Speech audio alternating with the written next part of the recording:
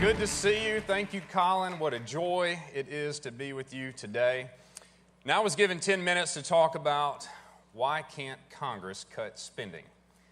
Now, no disrespect to the great folks here at CPAC and all their work they've gone to organize this, but I don't think it's going to take 10 minutes.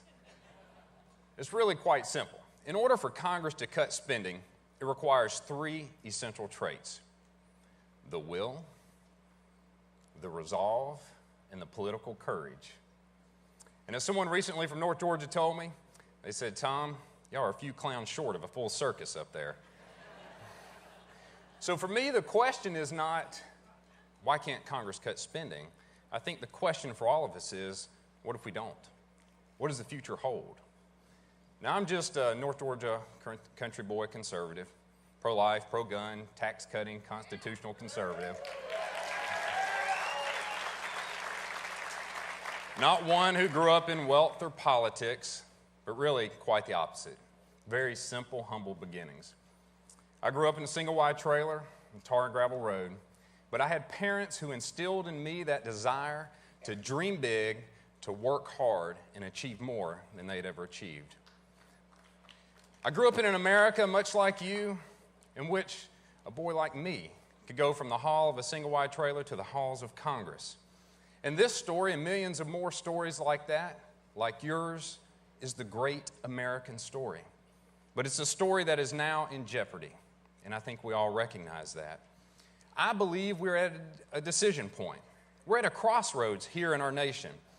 And as we consider the choice, you need to know it's a choice between two futures. It's a choice between two destinies. And each of us has a responsibility, because we're each a scribe in time. We are the writers who will decide the next future, a future of debt and dependency, or a future of opportunity and prosperity. The choice to close this book on the great American story, or the opportunity to continue writing the story of America as the greatest nation to ever exist. So it's the first choice. Let's talk about that. The decision to end this great story we call America. Well, it looks a little bit like this. We ignore those foundational principles that set us apart from so many others. Principles of limited government, lower taxes, personal responsibility, and liberty and justice for all. And when instead we allow this continued erosion of those most critical pillars, we then begin yielding to those who believe we need to empower government instead of empowering the citizen. We yield to those who believe in punishing success but rewarding idleness. We yield to those who promote equal outcomes instead of equal opportunities. We yield to those who define the rules of fairness by using the rules for radicals. We yield to those who see the Constitution as an afterthought instead of the anchor that it was intended to be. And finally, this one future that ends the story as we know it is if we listen to those, or we yield to those who believe that it's just one more compromise. That's all we need, is one more compromise. And it'll fix this big mess that we have that took decades and decades and decades of compromises to create. If we yield to them, the story will soon come to a close. Now, the end result in this future, we find ourselves once again in bondage.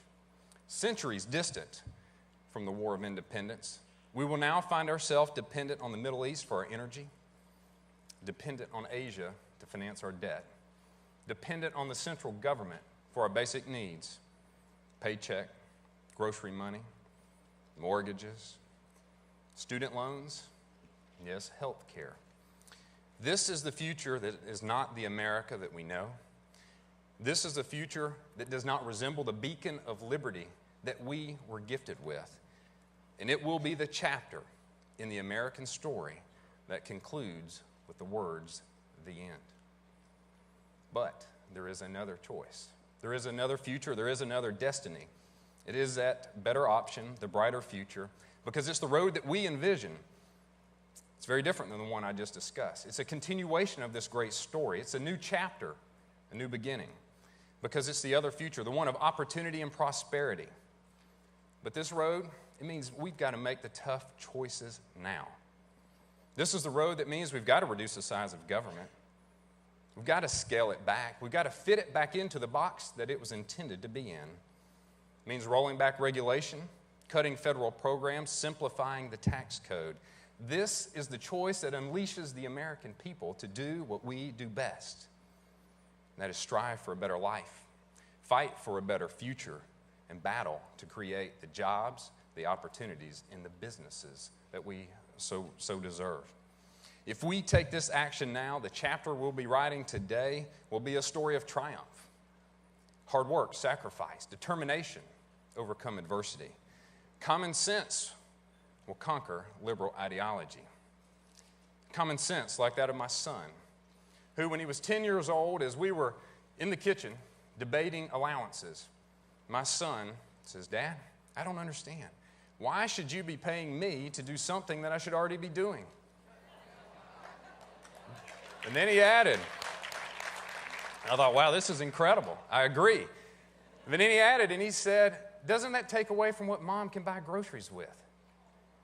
What an economic theory. And I thought, man, that's phenomenal. But then he wasn't done. He said, "Wouldn't it be better if I made something and I sold it and I added to the family?" Common sense. A 10-year-old gets it. John's common sense is all across this nation. We get it. So as I close, know that we are the authors. And every day we wake up with a pen in our hand, writing our own story. And collectively, together, we are writing the American story. And so far, it's been one of the greatest reads ever put to paper. And if we confront this latest challenge, this fiscal crisis, and we face it down, it will be yet another great chapter in this American story. And even more importantly, the story will continue. Because when our time is up here on this earth, we'll be able to pass our pens on to the next generation, to the Johns all across this country. We'll give them the opportunity to continue the story of this beacon of liberty, the story of the greatest nation to ever exist. It is a choice of two futures. Close the book or turn the page. The choice, it's ours. Thank you. God bless you.